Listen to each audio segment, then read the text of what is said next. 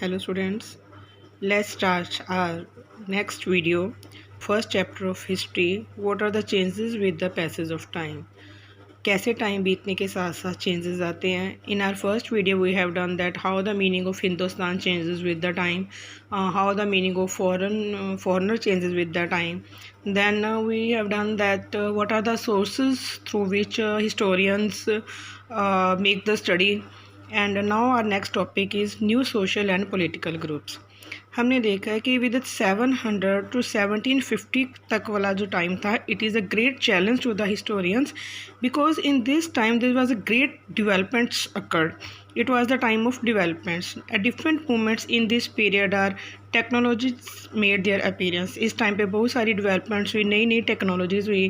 कौन सी टेक्नोलॉजीज़ थी?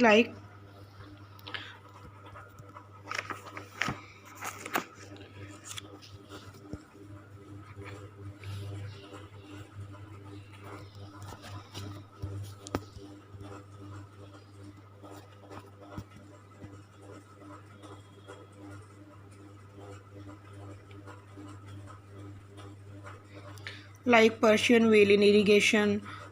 दिस वन, ये पर्शियन व्हील जो इरीगेशन के लिए यूज़ होना शुरू हो गया. Then spinning wheel in weaving, weaving के लिए स्पिनिंग व्हील जैसे चरखा वगैरह. And fire arms in combat. Combat means जब युद्ध वगैरह होते थे, लड़ाइयाँ होती थी, तो उनमें फायर आर्म्स मतलब वेपन्स वगैरह, हथियार यूज़ होने शुरू हो गए. New food and beverages arrived in the sub continent. उस टाइम पे नए नए फूड आइटम्स और नए नए बेवरेजेस मतलब ड्रिंक्स वगैरह उगने शुरू हो गए या यूज़ होने शुरू हो गए. लाइक पोटैटोज़, कॉर्न, चिल्लीज़, टी और कॉफ़ी वगैरह. तो ये सारी इनोवेशंस कैसे हुई? With the new technologies and crops came along with the people. क्योंकि ये वाला जो टाइम था, this was a period of great mobility. ये मोबिलिटी वाला टाइम, मूवमेंट वाला टाइम था. Groups of people travel long distances in search of opportunity. लोग ग्रुप्स में एक जगह से दूसरी जगह पे मूव करते थे, और जब वो एक जगह से दूसरी जगह पे मूव करते थे, साथ साथ उनके आइडियाज़ भी मूव होते थे. The subcontinent held immense wealth and the possibilities for people to carve a fortune. यहाँ पे बहुत ज़्यादा इस सब कॉन्टिनेंट में वेल्थ बहुत था. इमेंस मतलब बहुत ज़्यादा पैसा था, इसलिए लोगों को यहाँ पे पॉसिबिलिटीज़ थी काम की, अपना फ्यूचर ब्राइट करने की. तो इस तरह one group of people who became important in this period were, इनमें से वो थे राजपूत्स. तो राजपूत जो थे between the 8th and 14th centuries, the term was applied more generally to group of warriors.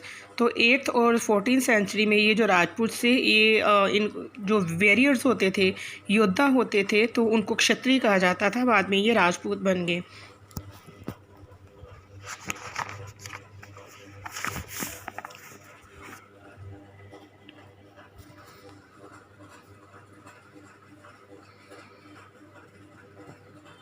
But Rajput not just rulers and chieftain. सिर्फ rulers या चीफ्टेन जो मुखिया से सिर्फ वही राजपूत नहीं थे, but also the soldiers and commanders जो आर्मीज़ में अपने सर्विसेज वगैरह देते थे.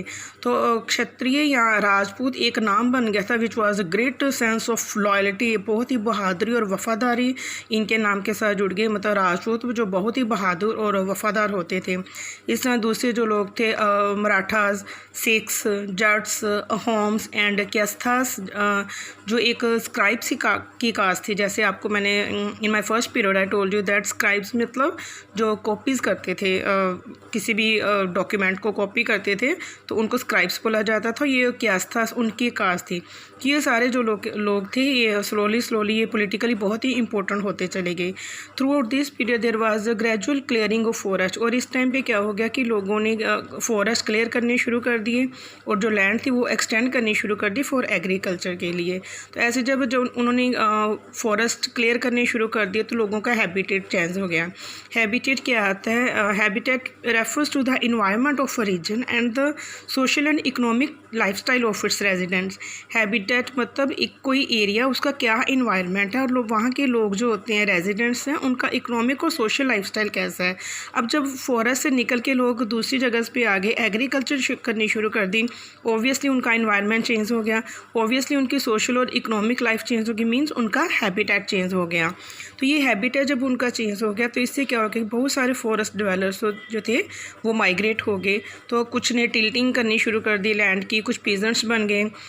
ये जो इसके साथ साथ स्लोली जब उनकी डेवलपमेंट्स होती गई तो रीजनल मार्केट्स बन गई, कुछ चीफ्टेंस मुखिया बन गए, प्रीस्ट बन गए, स्लोली फिर मोनास्ट्रीज या टेम्पल्स बनने शुरू हो गए।